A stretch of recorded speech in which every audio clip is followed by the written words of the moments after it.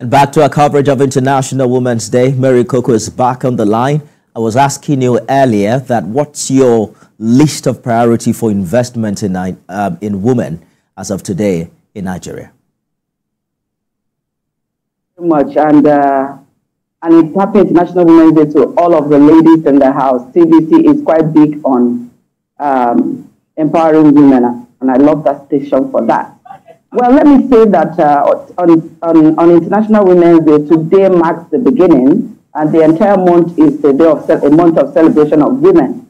Let me say that some of the pressing needs of Nigerian women and African women, if you like, are that they will need access to quality education and skill development opportunities, adequate healthcare services, and maternal care. You know, these are some of the things that women need: economic empowerment and entrepreneurship support.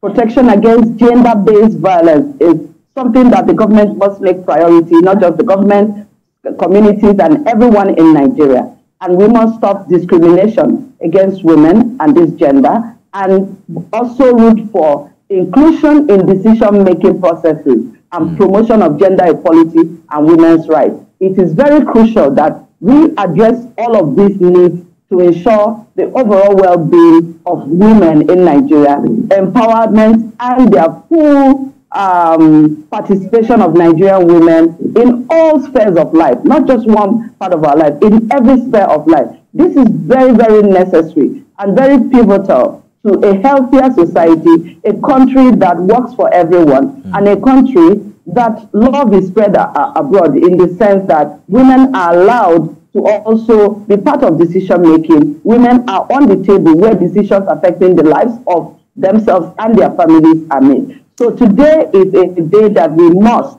understand these crucial needs, and it's not just about celebrating women, but also to look at the needs of women and address them. We're talking about allowing women to be part of the decision making. There are just about 4 out of the 109 members of the 10th Senate.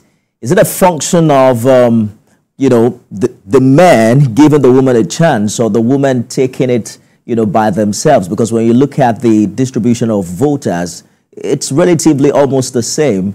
The women seem to have as much power to vote the gender into the Senate, for instance, as much as the men.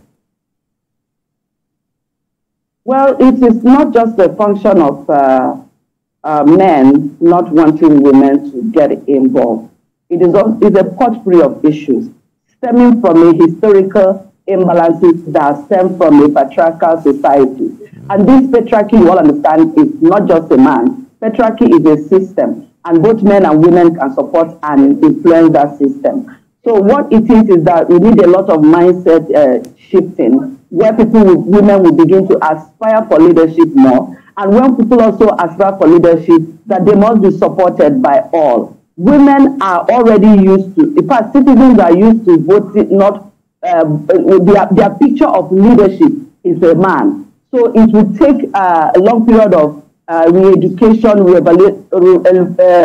rejigging the mindset for people to understand the role of women in nation building and getting them involved. Also, we can address the issue through legal framing. And this 10th Senate has also provided an opportunity for that to happen.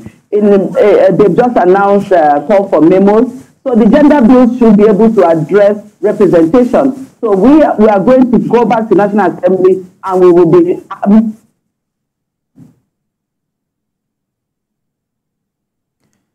Strategic communication professional Mary Coco, thank you so much for talking to us on the news this hour.